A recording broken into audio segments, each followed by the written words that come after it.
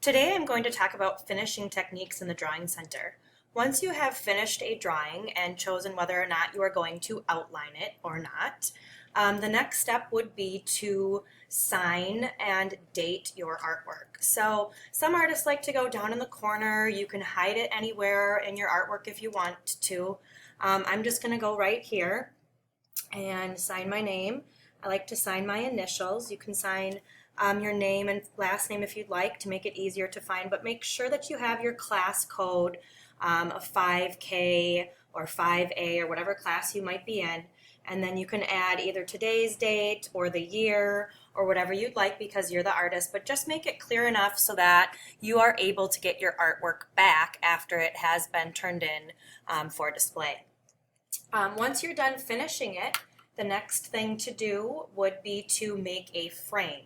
So I am going to grab 4 of the framing strips from the Drawing Center, and I chose black. You could choose other colors or have 4 different colors. So I have 4 black strips that I'm going to use to make a frame. To do that, I'm going to turn the artwork over, and I use the edge of the framing strip and the edge of the paper to help me make things nice and straight. So I can see here, if I go like this right here is not making a straight edge. If I turn it this way, it is. And now I can see exactly how much of the paper would be showing on the back. So if I had it like this, I can't see any of my artwork. I wouldn't be making a frame at all. I'd just be putting a strip on the back. So I'm going to move it over so it's about halfway showing.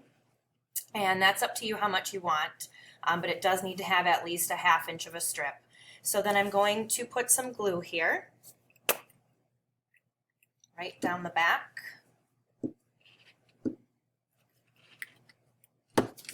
And make sure I've got that lined up again before I press it down. And then I kind of like to turn it over to make sure that it looks straight before I really get it secure. Okay. And now I'm going to press that down.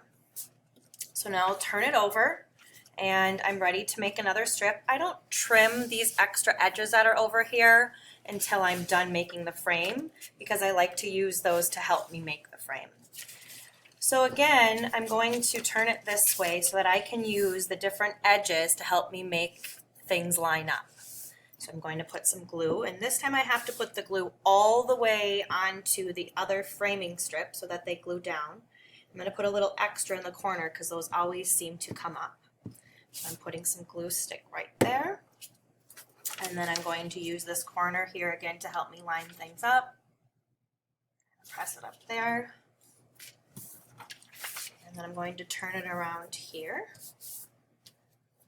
Okay, looks straight. And then I will do that to the other 2 corners with my glue stick and framing strips. Now that I've added framing strips to all of my 4 sides, I am going to use the scissors, which you can also find at the Drawing Center, to trim my edges. And I like to use the straight edges from my other pieces where they match up here to help me line things up. So I'm going to cut right along that line.